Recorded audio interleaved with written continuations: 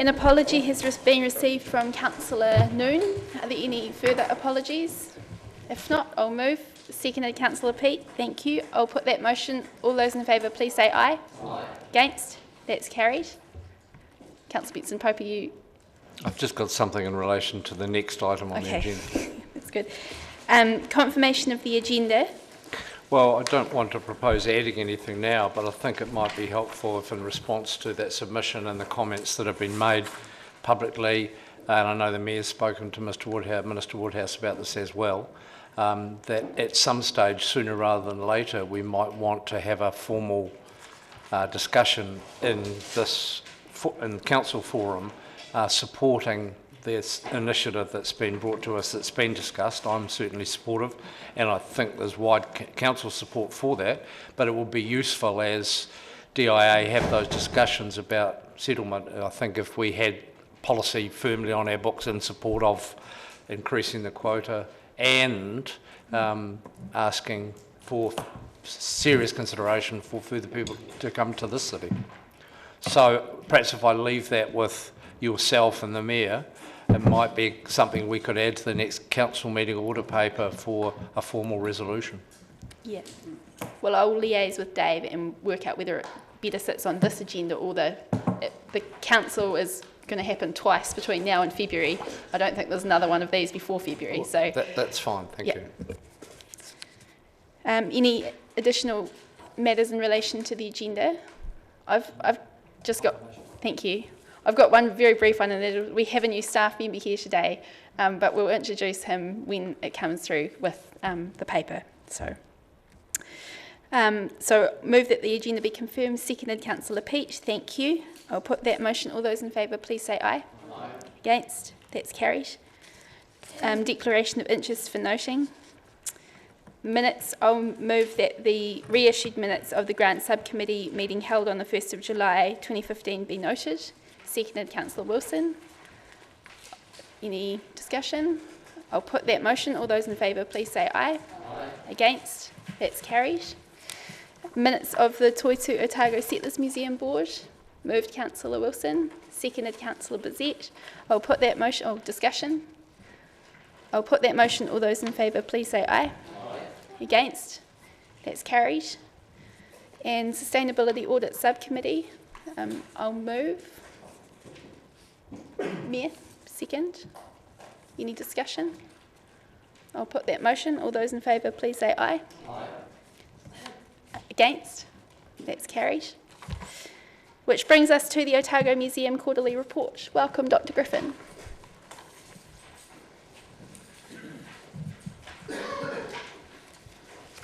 Hello.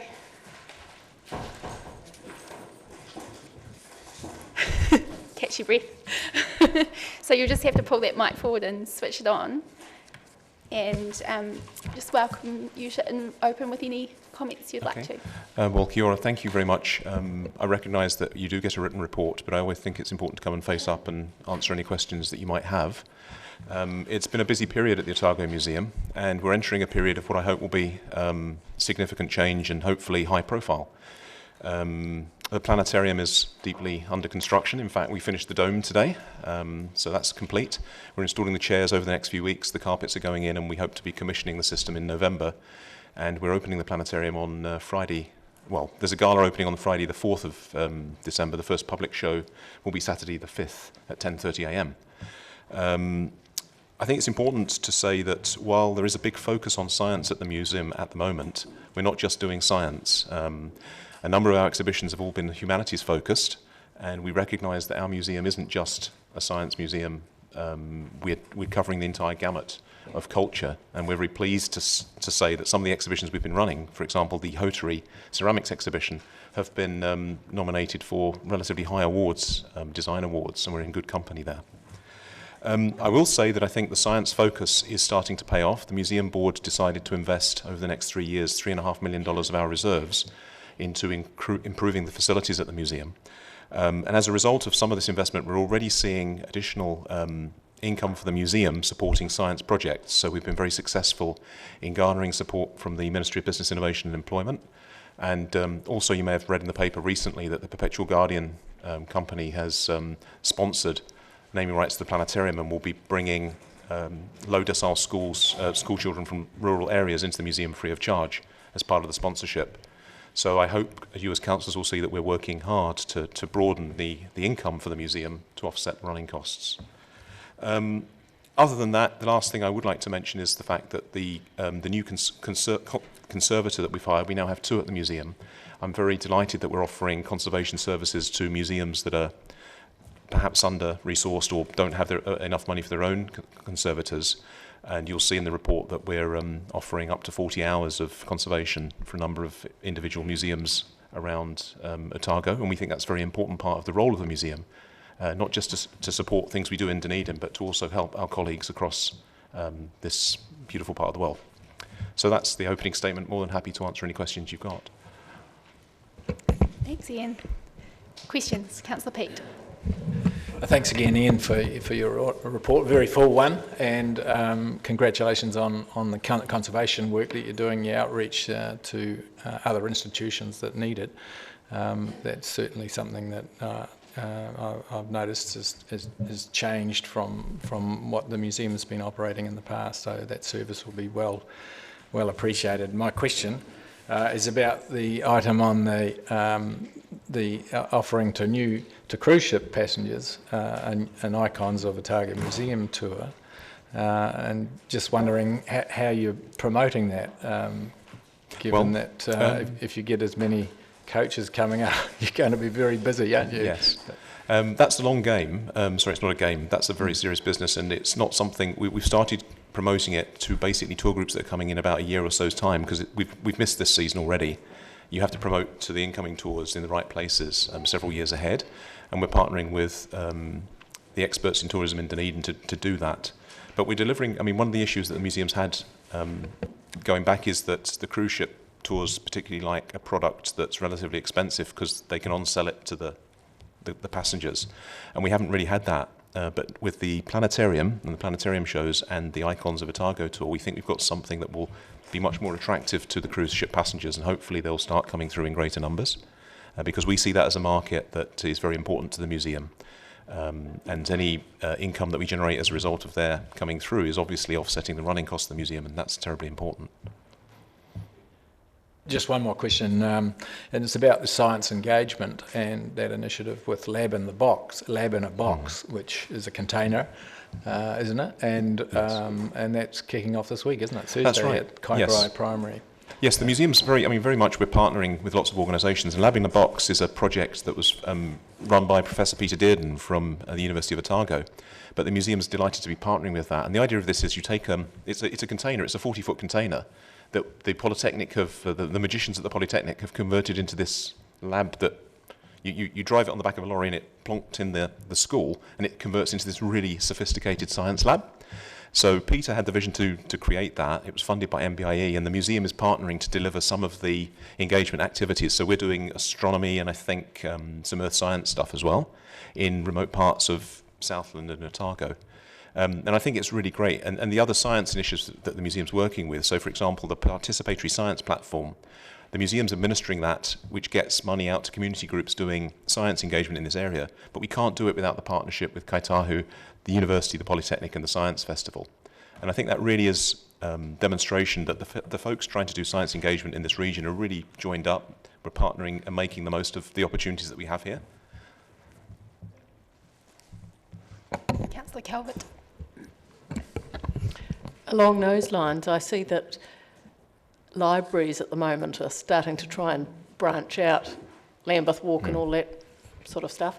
It seemed to me that you're doing some fabulous things that you could allow the library to share with you in the school holidays. If you're up to something, they could be doing something in collaboration, and which ends up saying, and the other part of our outreach is down at the museum for next week in your school holidays or whatever. It seems to me a lot that between the library and you could be... No, absolutely. And I think particularly with regard to this participatory, and it's a clumsy name, forgive me, it's called the Participatory Science Platform. That's an MBIE name. We call it Otago Science into Action because we think it's better. That is exactly aligned with that, because not to get boring, but there's research that shows that, 95% of your life, 95% of the learning in your life is done outside school. You know, it's done in places like museums, it's done in malls, it's done in libraries. And that means that if you're serious about doing science engagement, you've got to take your engagement activities to where people are. And that's why places like libraries are terribly important, and we will partner with them. It's difficult to do it specifically every half term, but we do it where we can. And there is actually funding through the Participatory Science Platform to fund activities in that way. So I think it's really good. This is money that's coming into Dunedin from MBIE that folks can apply to use to do science engagement. So libraries can do it too, as well as other community groups. Any further questions? Councillor Hawkins. Thank you. Thanks, Dr. Griffin. I have a question about your boomerang. On 7.9, Yes. rather tellingly exchanged for a few tins of tobacco. Beautiful. And I'm just interested in the process. So was there any attempt made to rehome that in the nation that it came from? I'm just interested in how the process, because I'm assuming a similar thing would happen if you had tauka from somewhere in New Zealand, and how that works. Yes, I think you'll note that it's been donated to the museum, and in the process of the acquisition we do an extensive background check to make sure that firstly, is there any record of who the boomerang was exchanged with, so that potentially we can trace to see if that transaction was legitimate. Of course, things that were done a long time ago, we wouldn't do in that way these days, so to speak.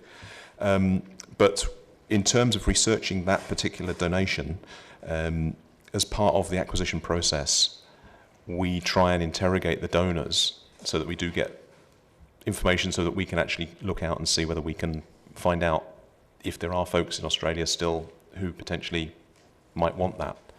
It's a complicated process, and oftentimes in the museum, it's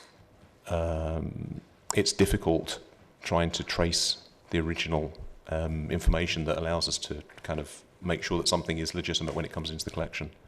I mean, only last week you may have seen that there was an answer on Trade Me that was taken down. So these things become very serious issues if our material culture is being traded inappropriately. So I guess to get to the point, as part of the acquisition process, we have a set of records, and in our database we know where it came from to the extent that we can. And that means that if anybody in future says, look, we think that was an inappropriate transaction, they can come back to us and we can talk to them about it.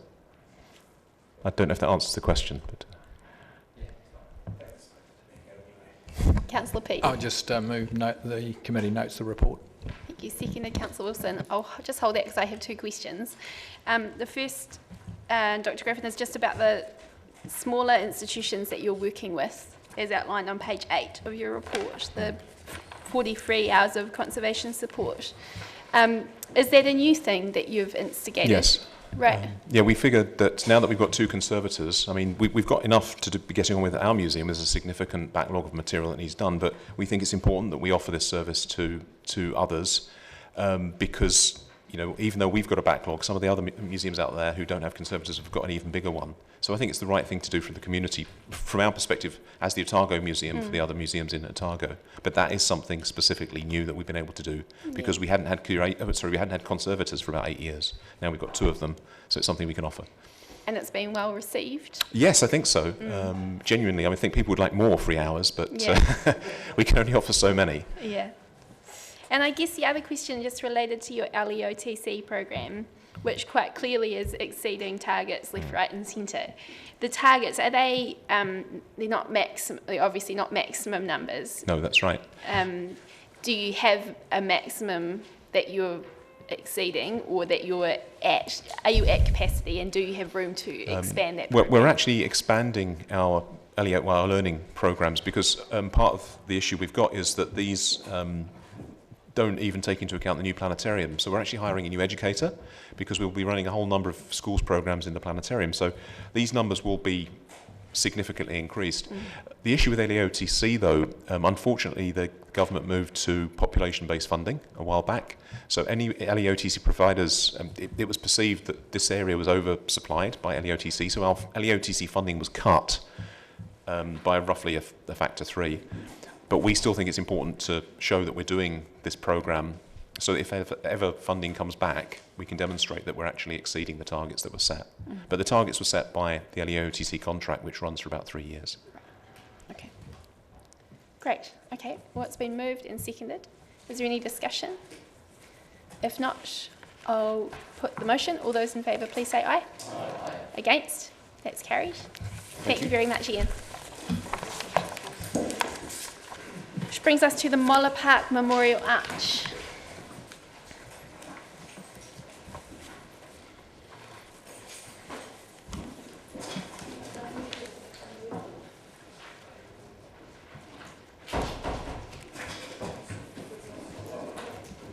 Welcome.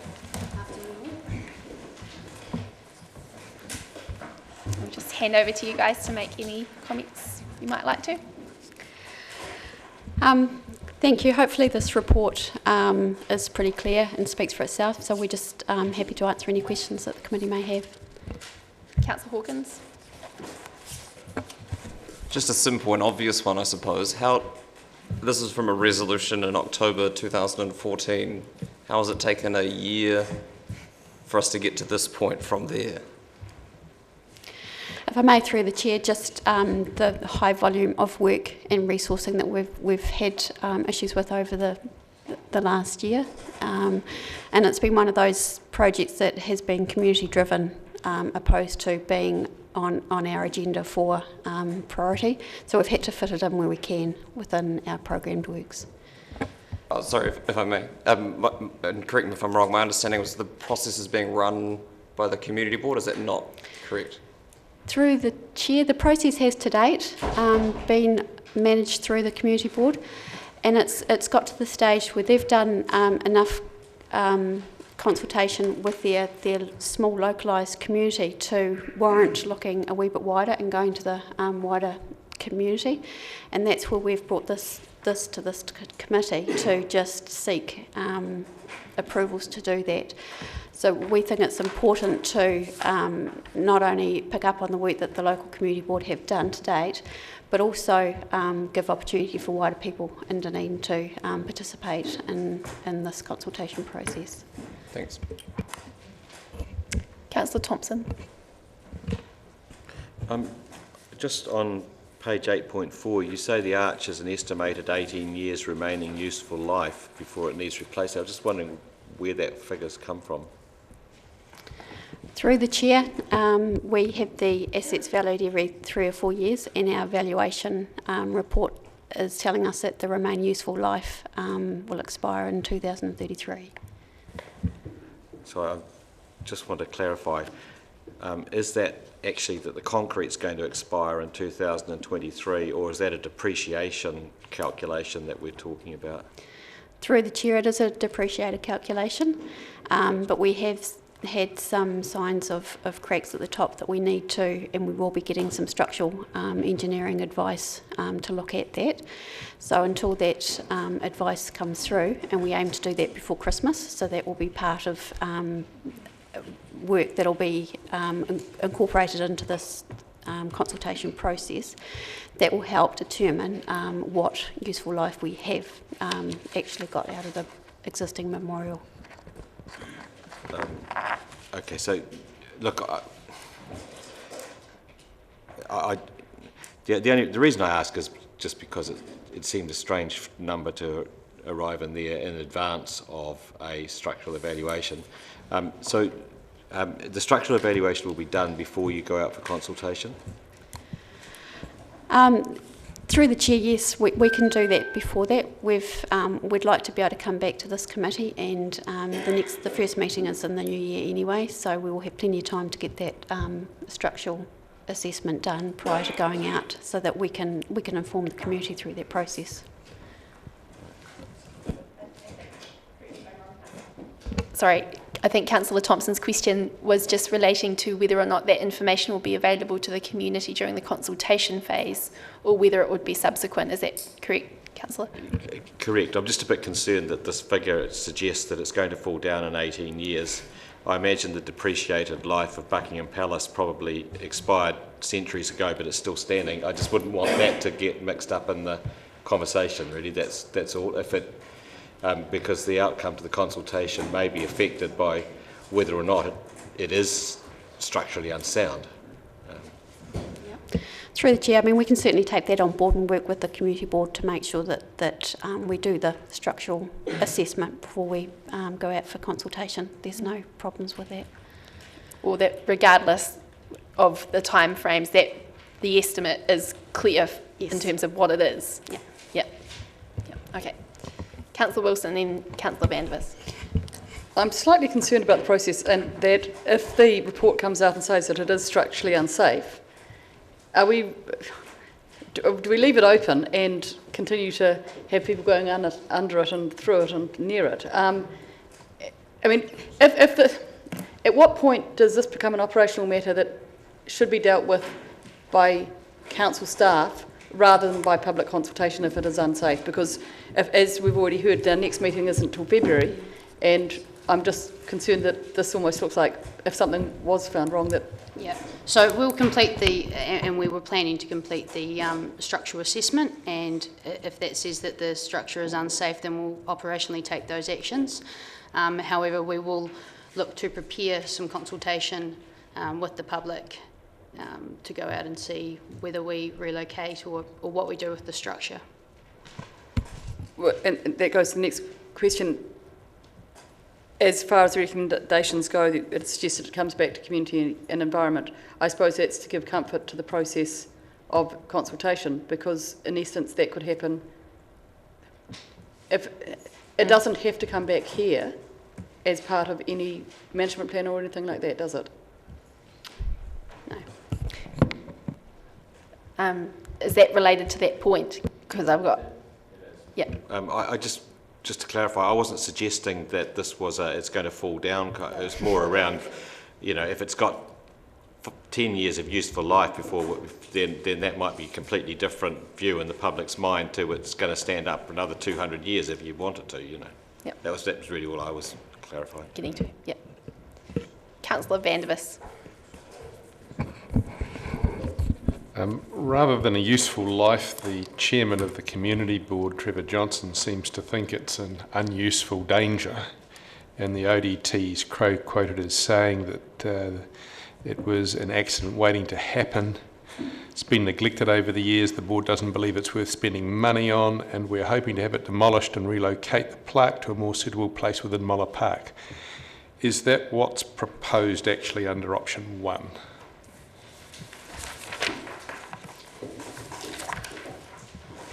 So that would be one of the options which was consulted on under option 1, is that correct? Correct. And given that the community board see it as a danger and an accident waiting to happen, how long before that can actually happen? I mean, you've got to consult, there's a time scale in there? Yeah, we will be consulting, and the archway has been in its location for some time, so the steps we want to take is get it reassessed for the safety of where it is, talk to the affected parties and talk to the community about where they see it being located, whether it's moved, whether it's left as it is, or a new concrete plinth, is located for the memorial. Okay, and how long do you anticipate it's going to be before this is resolved? We'd like to have the next ones, the whole lot done before Christmas, the consultation. Thank you. Mayor Cull. Well, just following up on Councillor Vandevers' questions, you mentioned earlier that the Community Board has already done consultation in the immediate area. Is there, and you mentioned public consultation with stakeholders, so do you believe there are other affected parties outside the area, and B, is there a legal requirement that we consult more widely than the Community Board already has? Through the Chair, the Community Board have engaged with some stakeholders the Ravensdown Fertiliser Works, the grandson of Mr. Moller, and the local residents through the Ross Day newsletter. They have had some communication with Kiwi Rail.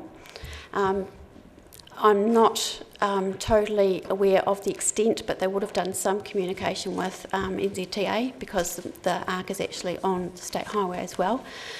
So going through this process, if the committee deem that some of the public consultation that has occurred is enough, and that we just go out and confirm the stakeholders, we can do that. There is no legal obligation to go wider.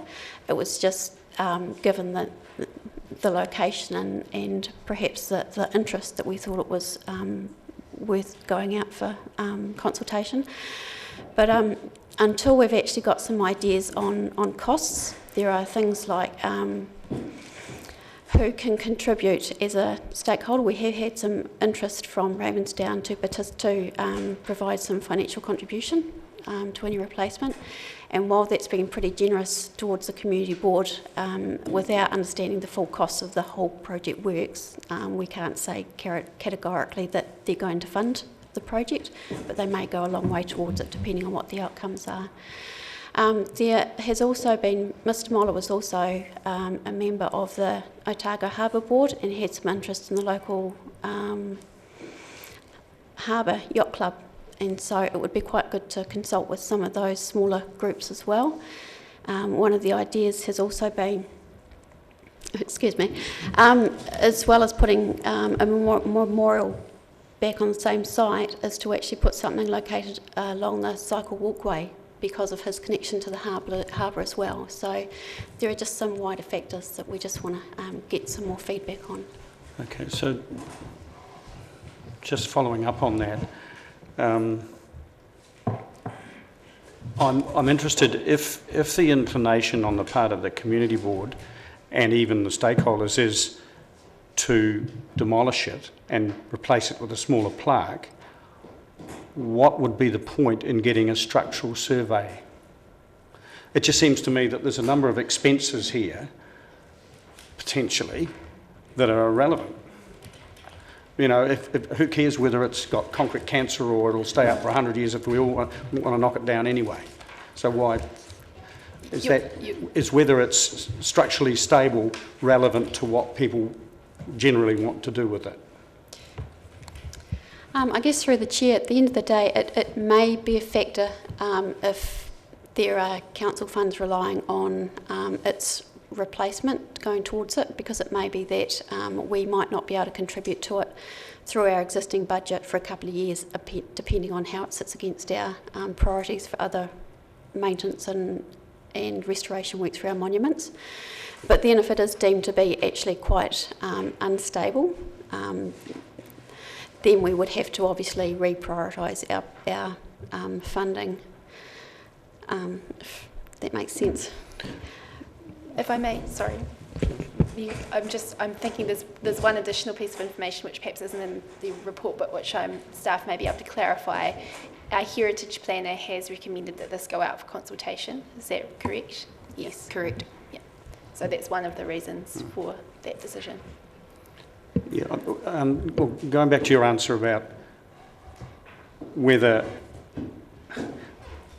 its state would justify spending more heritage money on it or not, I think it would be useful, or have you, to phrase it as a question, have you looked at the implications of each kind of spending? Because presumably the spending on a structural survey is not going to be inconsiderable, and if that's conceivably higher than what it would cost just to replace it with another memorial. Through the chair, we're just about to go out to do structural assessments on a lot of our assets, so it's part of a whole programmed work. So the cost is going to be a lot smaller doing it as part of a programmed works, because it will just be a portion of the contract that's put out, than going out and doing it individually on its own. I guess just for prudence, for good asset management practices, we feel that it's justifiable to actually get that structural assessment. It may, or it probably will assist with how the demolition occurs for removing it as well, and understanding its strength at the moment too. Councillor Calvert. Was something in here or something you said about it possibly being able to be somewhere where it could be seen from the proposed safety track, whatever, cycle thing? In some respects, that might be a better place because it's likely people are going more slowly and it would be a good place for them to be stopping and looking at something, comparatively speaking, safety-wise.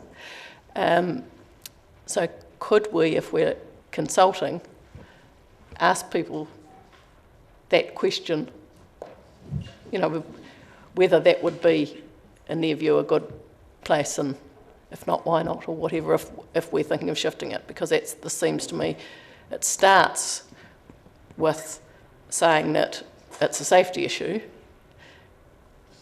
and maybe it wants to end with saying a replacement would at least satisfy and be a better thing than the safety issue it starts off with. Through the Chair, I think if we do go out for consultation, I think what we would do is look at posing a couple of questions, and one would be, are people happy with the arch there and that we just continue to maintain it? Two, if we looked at replacing it with a smaller plinth on the same site. Three, somewhere in and around Moller Park, and that would include extending it across to the cycleway. So it may be that there's 4 questions there, just to start leading some sort of thought pattern. Because when you think about Moller Park, it's still quite a big area down below the road, and there might be some options there that people have thought about that we haven't. And so we would try and push some thinking through that consultation process. Councillor Wilson, and then Councillor Van, and then Councillor Hall. I have to say that I'm a tad concerned with the process here because I think it sounds relatively overcomplicated. Looking, and I'm fairly familiar with the archway, and my understanding is that in most, you wouldn't put that archway in its place now on a state highway without protecting it or protecting drivers from driving into a solid concrete block, would you? So it's developed over time into what could be a road hazard, which is, I think, is what the community board are trying to deal with. Through the Chair, yes, it's been there since 1920, and it's obviously the road has gone from being something that was probably a trail to a state highway. It would be something that we would probably have some limited success in getting past NZTA now to install something new, but as an existing structure, you know, we are duty bound to try and either maintain it or replace it somewhere else. I have gone through and seen whether or not there have been any accidents within that site over the last 5 years, and there have been 2 minor ones, and neither have been as a direct result from the placing of that memorial as far as visibility is concerned. So it hasn't played a factor in anything in the last 5 years. If this were, say, the sea lion sculpture having to be moved for various reasons, would this be coming to council decision making to move it or to relocate it, or would that just be done as an operational matter? I'm trying to compare it like to like, and why this is at our table here and seems to be... Well, I'll answer the second part of that. Staff did ask whether or not this should be dealt with as an operational matter. I liaised with the Chief Executive, and it was felt that given the potential heritage nature of the asset and the significance of the individual to local... Ravensdown area. Yeah, that it was advisable to bring it back here. So if that is an issue, then I'll take the blame for it. Well, that's fine. It's just that I'm just concerned with the type of questions that may be asked is that do people like the archway? Well, that's going to get you one end result. But I think the whole context has to be set for it. And, you know, I would hate, this has been on the books for some time as being a traffic hazard, and I'd hate there to be an accident in the next 4 months while we continue to know that it's a potential traffic hazard. It's not just the hitting it, it's the lack of visibility as you come up and cannot see past it to traffic coming. And so I'm surprised in that context that this one is one that has been chosen. I suppose it's... So the question that you're... can I I insinuate that the question that you're asking is to ensure that all options that go out for consultation comply with health and safety and the cost envelope? The context is set. I suppose I'm not quite sure why it has to come back to council afterwards. And is there any reason it has to come back to council after that consultation? Through the chair, no. If the committee are of a mind that they're happy for the community board to make a decision on that, I guess, or staff, I mean that's something that I guess seek some further advice on. But okay, so I've got two further questions. Councillor Bezet has signalled, I think, that he's happy to move something. So Councillor Vandervis, do you have a further question?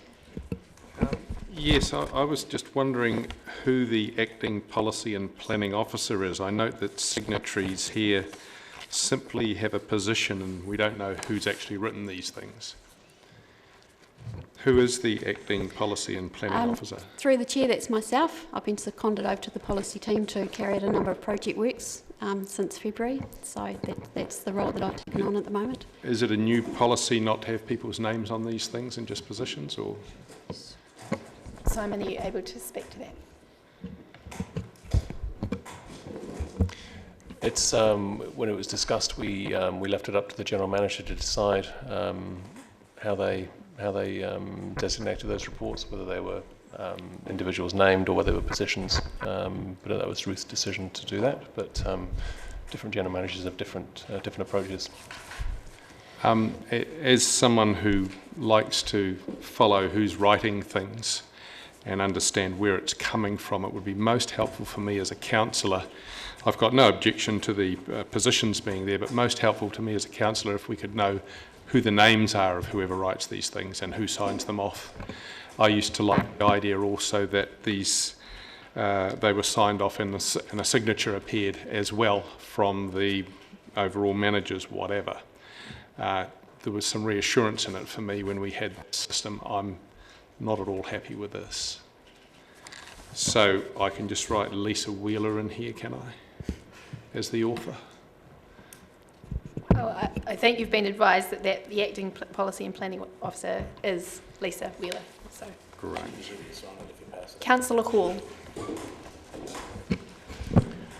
Following on from Mayor Cull's suggestion about why are we spending this money getting it inspected and engineered and everything, before we go out for consultation, why don't we look at the cost of a plinth or before we get anything done? Because if there's only going to be a concrete plinth with a plaque on it, not very expensive at all.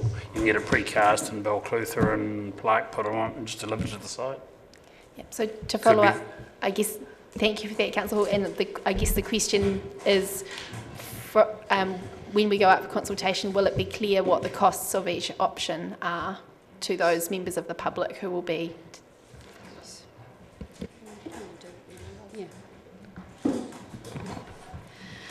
Through the chair, we can identify some costs, but only to a certain extent. So we could do a bare minimum. So we could do a concrete plinth.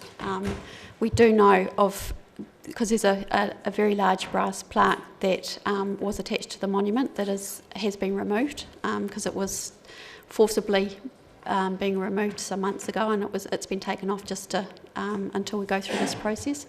We know the size of that, so we know the size of a minimum concrete plinth that would need to sit on to support it. So we could provide that cost, but any other options as far as what could be possible out of this process we're not aware of, but we could certainly put a cost around that one. Thank you. Councillor Bezet.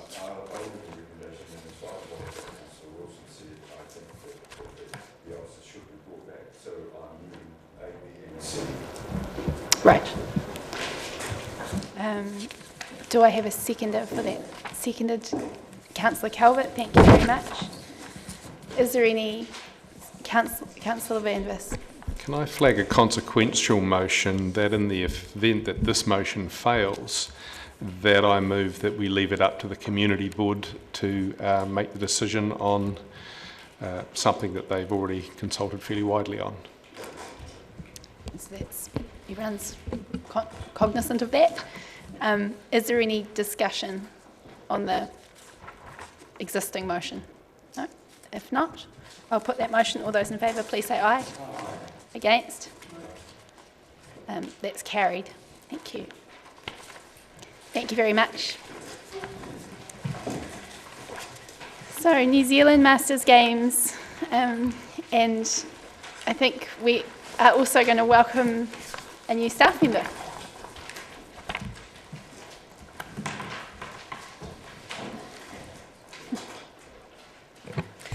Thank you very much. It's just a good opportunity to welcome Craig Monk, who started today as the new arts advisor to work alongside Cara for the implementation of Aratoi, our art and culture strategy. So this is Craig Monk. This is everybody. Welcome, Craig. Any comments to open this particular report? Thank you. I'd just like to say the report seems to be pretty self-explanatory, but we're open to any questions. Thank you, Vicky. Any questions? Councillor Wiley. Thank you. What is the date of the event? The Masters Games is from the 30th of January 2016 to the 7th of February 2016. Okay. And just looking at grants and sponsorship, I see the Otago University. Can you tell me a little bit more about their involvement? So the Otago University Union is our venue for our Games Village. We have negotiated, we don't actually pay a venue hire fee for the Games Village, and also in return for that they offer us what they call a sponsorship, but it is a percentage of food and beverage revenue, and that they've guaranteed us this year 15,000, and also 10% on anything over and above 150,000 that they receive. Is the university involved in any other way? No, we just use them as the venue hire, and they do assist us with the running of the Games Village and that, but it is a venue hire agreement. Councillor Vandervis. I'm pleased to note the retained income of $116,000 from last year, and I know that there hasn't always been retained income. How does it compare with previous Masters Games? How often has it occurred that you actually do start with something in the black? I only know from the previous one before I started. So for the 2012 event, there was a loss of 60,000. Okay, so can anyone else give us any idea of exactly how wonderful this 116,000 is? Well, it's pretty significant, I have to say that we haven't had that amount before, but from time to time we've had, not the last games, the one before we lost, I think about 15, or lost about 16,000. The one before that we had retained earnings of around 50,000. So we've had, swings and roundabouts in most of our games, but there's never been a significant loss ever. Great, thank you very much for that. Lovely to see. Any further questions? If not, someone keen to move something? Moved Councillor Peach, seconded Councillor Wilson. And discussion? Just congratulate the team, Dave, John and Vicky and team for it's looking really good. I've sat around this table often enough when it hasn't looked as good, so it's very comforting. Madam Chair, just to add the congratulations from me as well, and just on both the financial performance and the way, I mean, it was a wonderful event last time here, and just among the advantages you list for this recommendation, Economic impact is one thing, but promotional value for the city is immense, I think, given the numbers of people here. So, yeah, congratulations. Thank you. Rebecca. I think Vicky's a little shy on blowing her own trumpet. So just on the promotional side, they've developed a fantastic promotional video for this Games, and we'll send the link out in case you haven't seen it already, but it's promotes the Games whilst also promoting Dunedin's key attractions. So we'll send the link out just in case.